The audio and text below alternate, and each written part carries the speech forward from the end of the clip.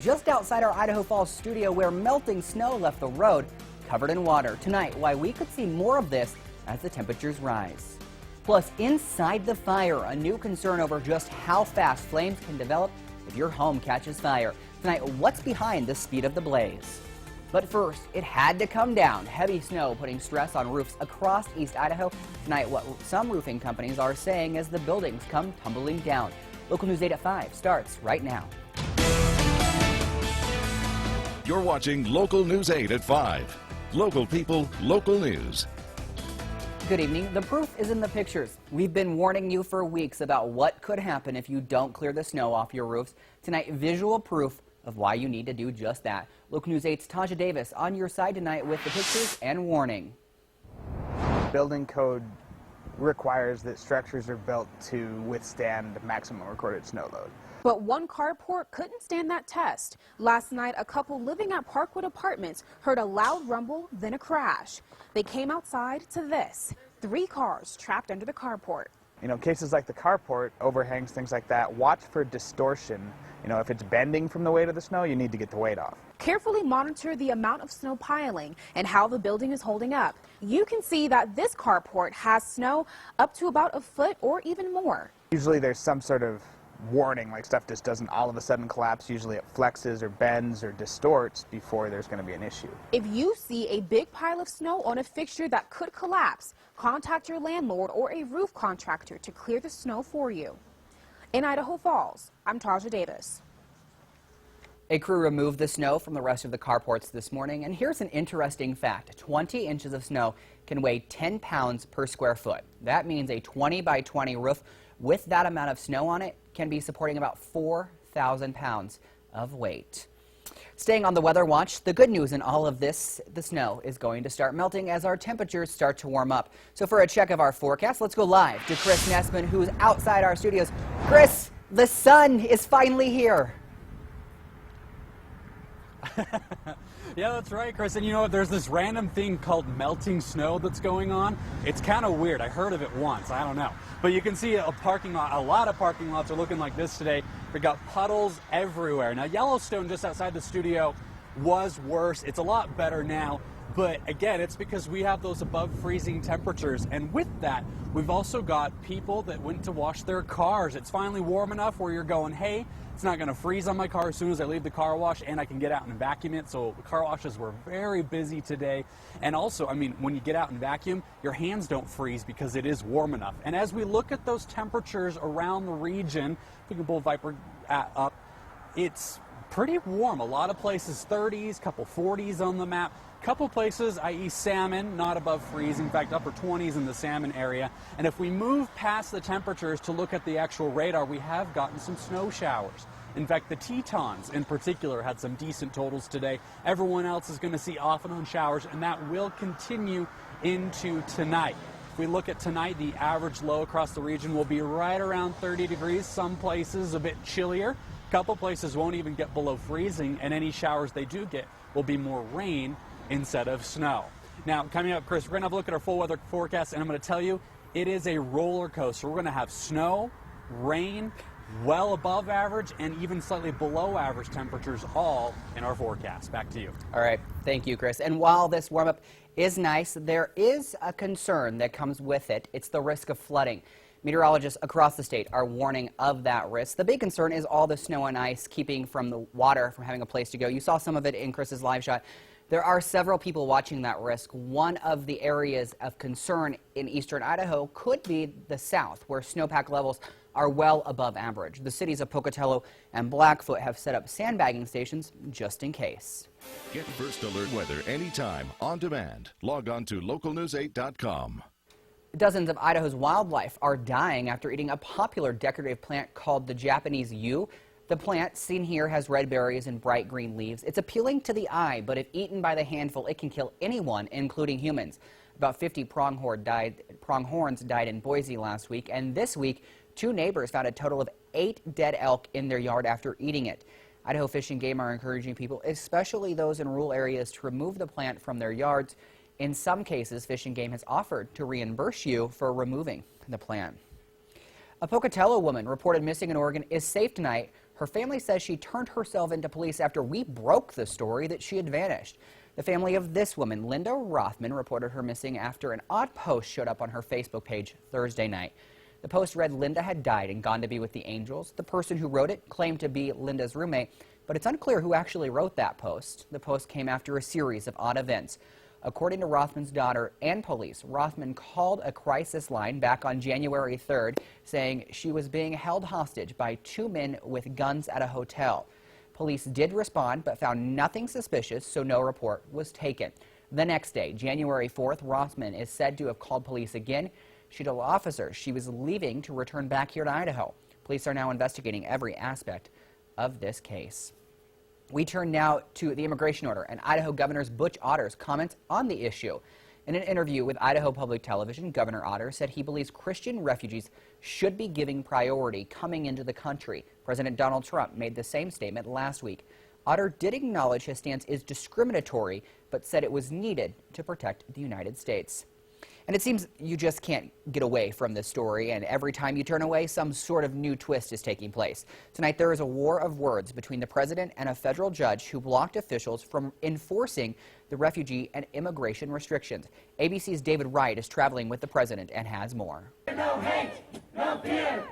Everyone is welcome here. On the streets of the U.S. Capitol today, protesters emboldened. Refugees are welcome here. Even as President Trump retreated to his winter White House in Florida, any hopes for a relaxing weekend away disrupted by a federal judge in Seattle who put a nationwide hold on Trump's executive order temporarily blocking citizens of 7 predominantly Muslim countries from entering the U.S. How many arrests have there been of foreign nationals for those 7 countries since 9/11? Judge James Robard ruled that the state and its citizens would face irreparable injury if the order were allowed to stand. Trump tweeted angrily, "The opinion of this so-called judge is ridiculous and will be overturned." The judge was appointed to the bench by George W. Bush and confirmed unanimously by the U.S. Senate. Vice President Mike Pence in Philadelphia, speaking with ABC's George Stephanopoulos, defended his boss. Is it right for the president to say so-called judge? Doesn't that undermine the separation of powers in the Constitution written right next door? Well, I don't think it does. I think the American people are very accustomed to this president speaking his mind. Judge Robard's ruling is an immediate lifeline to roughly 60,000 foreign nationals who had their visas revoked. This is for the safety for me and my family and for the community. But protesters say it's still not enough. They want the order to go away permanently. I really love the judge when he says this no to Donald Trump. Donald Trump, no. The Justice Department is vowing to appeal Judge Robard's decision. David Wright, ABC News, Palm Beach, Florida. With protests and rallies happening around the country, some eastern Idaho folks are holding their own. A group of about 100 people stood on the Broadway Bridge today protesting President Trump's executive orders on immigration and the Dakota Access Pipeline. Some of those in the crowd say they traveled to Standing Rock to show their support. The people there are in prayer. They're not violent in any way. They have ceremony daily. It's very uplifting, very joyful, and yet they are essentially being crushed, and it's heartbreaking. And so I stand on this bridge because I have to do something. The rally today was put on by the grassroots civic activist group Eastern Idaho Water Protectors. New tonight, the power is back on at Grand Targhee Ski Resort. Resort employees tell us the power went off for a little bit this morning, then they did have to fire up the generator to keep things productive for a while, but everything is now back to normal, and we don't know the exact cause of that power outage. Now, you'll be thankful you have power after this next story. Hundreds braved the cold for the Fire and Ice Festival in Lava Hot Springs. Local News 8's Misty Inglet stopped by the show to us the fun. Even some rain and chilly weather conditions didn't stop people from coming out for the annual Fire and Ice Festival in Lava Hot Springs. It's a 3-day event and it's a huge fundraiser for the Chamber of Commerce. Saturday morning started with a splash in Lava Hot Springs. The first event of the morning was a superhero endurance swim. Contestants had to swim 3,000 yards or about 120 laps. Those who swam say they enjoyed it, but it was a little bit of a challenge. It was pretty fun. It got hard about halfway because I was tired, but just kept going because why not? Well, it's really nice to just see how well you can actually do and to challenge yourself. After the endurance swim, it was time for the kids' water carnival. Diving boards, a climbing wall, and all different games for kids could be found in the pools. The Indoor Aquatic Center said holding these events as part of the festival is great business for them. Oh, it's fantastic. Most people, they don't know that we're open all year round, so it's good to know that they can come all year round. We'll take care of them. It'll be a lot of fun. Next, things moved from the indoor pools to the river outside for one of the most popular events of the festival, the Polar Float Parade. Well, I'm standing here in the Portneuf River, and it's pretty dang chilly.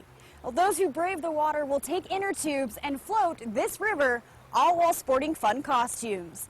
In years past, it's seen iconic costumes such as the Easter Bunny or the entire band Kiss. Now, those like me who want to stay out of the water and on the sidelines still have quite the view as these floaters go by. This year, Donald Trump, a group of Vikings, and the Super Mario crew could all be found floating the river in Lava Hot Springs. I'm Misty Inglet. That looks cold. The festivals continue tonight with chili tasting and fire skiers lighting the hill with an L. It also continues through tomorrow and will conclude with the running of the bulls. The tax season is here, and there are a few things that you need to know. Find out what they are after your full forecast. And a little later on the news at 5, go inside the fire. Tonight, the growing concern over just how fast a fire can spread. But first, after the break, a new laundry room danger. Tonight, why doctors are now concerned about more than just your child ingesting these colorful detergent pods.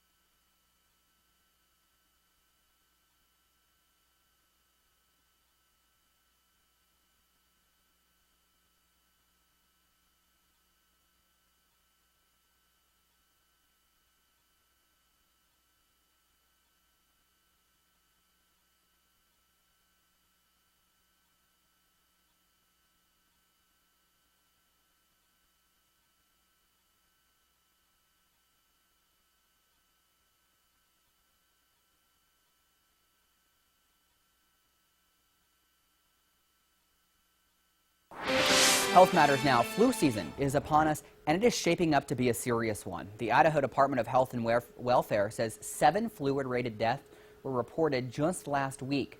25 total deaths have been reported so far all season. That's more than the 23 we usually see. Morgan Bordstrom with the warning for us tonight. Well, flu seasons are all different. You can't predict them. Why is that?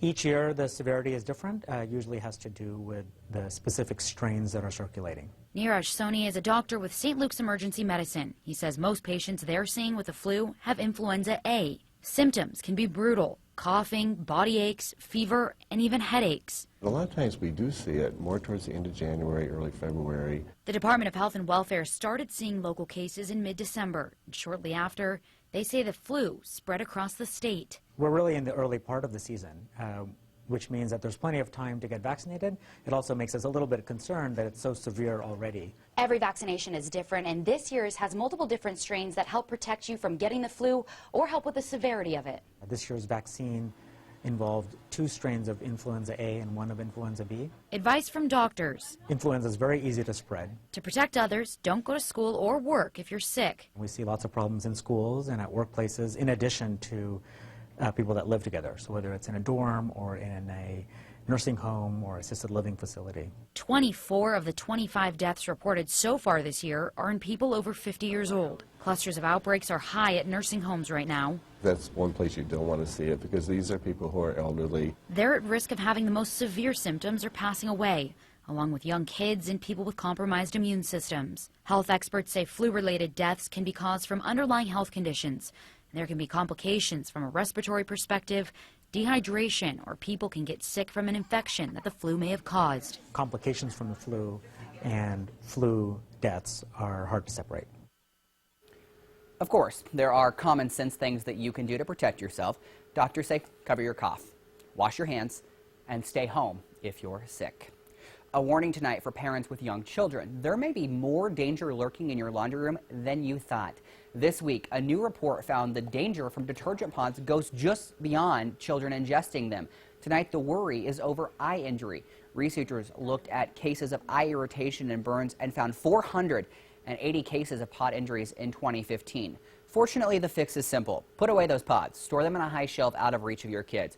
Also, be vigilant when you have these cleaning products in the home, or just stick to old-fashioned school detergent. Now, your first alert weather. All right, got the graphics figured out, and I am a fan of the old school detergent. Taking a look at Viper radar, we've got some scattered showers. We've got a larger band coming in across the Snake River Plain. That'll be for us this evening, but we've had some decent snow showers, particularly the Tetons have had just kind of a steady area of clouds that's kind of parked over them all day. So good snow totals, particularly for Jackson. In fact, Jeff Landers came in and said the snow was fantastic there. Live look at Rexburg from our Skycam. Partly cloudy, mostly cloudy skies. Again, we've got lots of it, but there is more where that came from. We're going to have a series of storms come in, and we're going to be seesawing back and forth between cold and warm over the next couple of days. So we've got an interesting batch of warnings. We've got winter storm warnings for a lot of the region, flood watches, flood warning. That is particularly for the Lost River area just around the Mackay region for ice damming, because that is still a concern as well. And as we go through Vipercast, you'll see it stays pretty busy. So here's tomorrow morning, and as we move into tomorrow afternoon, that part starts to move out. So count on partly to mostly cloudy skies tomorrow. You'll see the sun, you'll get some showers too. Rain in the valleys, ray snow mix kind of in between, and snow in the higher elevations. By Monday, we get a bigger batch moving in, and Monday's going to be a fairly wet day with more snow showers than rain because it's going to be colder. And then Tuesday, we start to see more rain showers than snow showers because it warms up again. So again, back and forth between these warm and cold temperatures. Tomorrow, warmer day. A lot of upper 30s in the Southeast Highlands. Montpelier, practically everyone above freezing. Afton just barely bumping there, but you know, this is plus or minus a degree or two, so you might actually get a little bit of rain mixed with the snow in Star Valley. Upper Plain, very similar story. Even Island Park, 38 degrees for a high. So it's going to be on the warm side tomorrow relative to what is normal for early February. Typically, we can actually get some good cold snaps this time of year. How about 40 in Chalice? That's going to feel pretty nice. 37 Arco, 35 in Mackay, and further south, 45 American Falls, same thing in Pocatello. So these are very, very warm, unusually so, and some folks not even getting below freezing tonight. So the melting trend will continue, at least for a little bit. But look at the seesaw we're seeing here. So Idaho Falls, 42 tomorrow, 39 Monday, Tuesday, 26, 35 Wednesday. So down below freezing, above freezing, and it just continues on and on. Ending with Jackson, mostly snow showers in Jackson, but even then Jackson does get above freezing come next Thursday. I know we skipped a few 8 days. We'll get to those towards the end of the newscast. Chris? Thanks, Chris. Time to talk your money now. Tax season is officially open, and there are a few things that you need to know about filing this year. First, due to a Washington, D.C. holiday, the tax filing deadline is April 18th rather than the 15th, so procrastinators, you have an extra 3 days to daddle. Also, beware of scams. The IRS saw an approximate 400% surge in phishing and malware incidents in the 2016 tax season. Remember, the IRS will not initiate contact with taxpayers by email or social media channels to request your personal or your financial information. And one place that it will not take long to spend that tax return is Super Bowl 51. The Patriots and the Falcons go head-to-head tomorrow in Houston, and security is ramped up. 60 local, state, and federal agencies are coordinating security behind the scenes at the Harris County Emergency Management Center. Helicopters are a constant presence in the sky. The security plan covers 7 days. It means paying attention to cameras and what's happening online more than ever before. One of the things we do have to watch very closely is the unsanctioned events, those pop-up events that are happening in Midtown or downtown, these clubs that pop up overnight, these big parties that are hosted.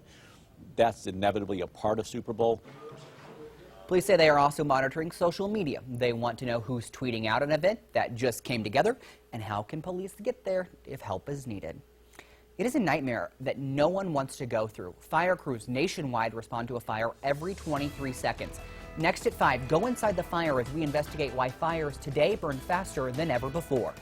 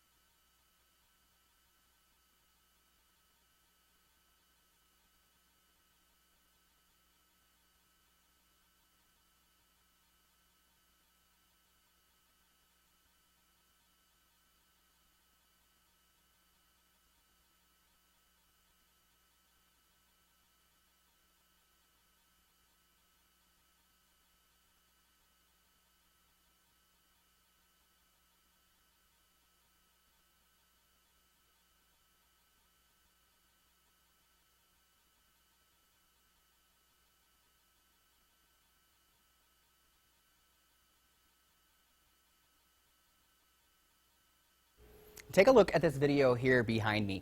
That is the helmet camera of a firefighter as he rushed into a burning home.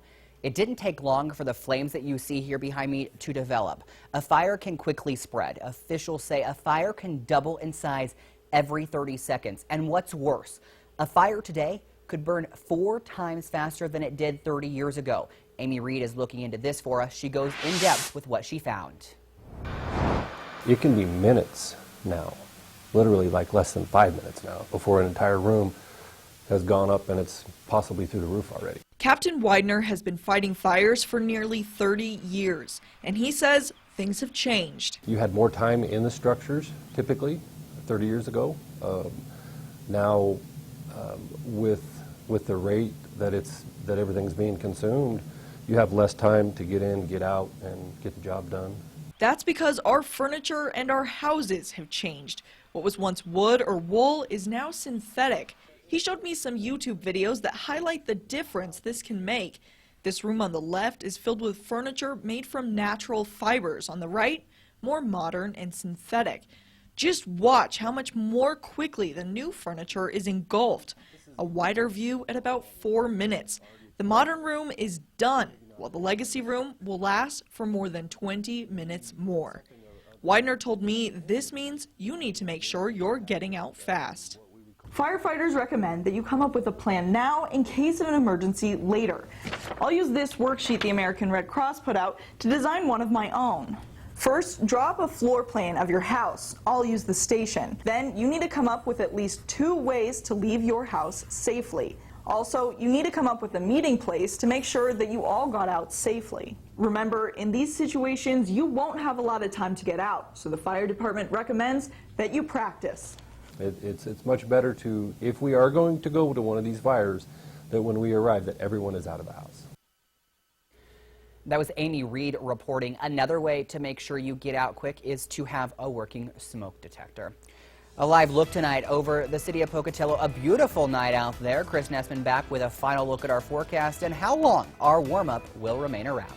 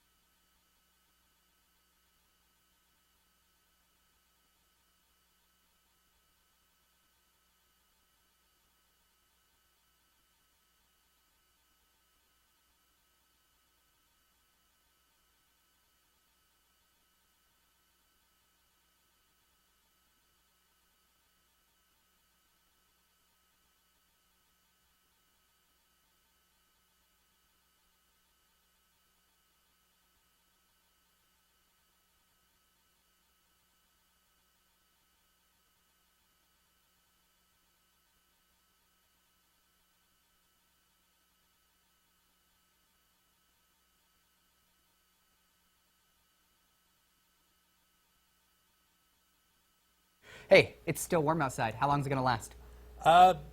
Ish, not too long, and then it warms up again. It's going to be a roller coaster, everyone. So this is Pocatello. We didn't get to a lot of the 80s earlier, so let's do them now. 45 Sunday, 43 Monday, and then notice Tuesday, barely in the 30s, and then we warm back up again to the 40s. Move from Pocatello up to Salmon, similar story. Salmon above freezing a few days, below freezing, very cold on Tuesday, and then they bump above freezing next Thursday, Friday again. And if we do Blackfoot, very similar story, 40s, 20s, upper 30s, 40s again. So a little bit of everything the next couple of days. And so every day we're going to get rain, rain-snow mix, or just snow, whatever you want. Back at 10. Have a good night.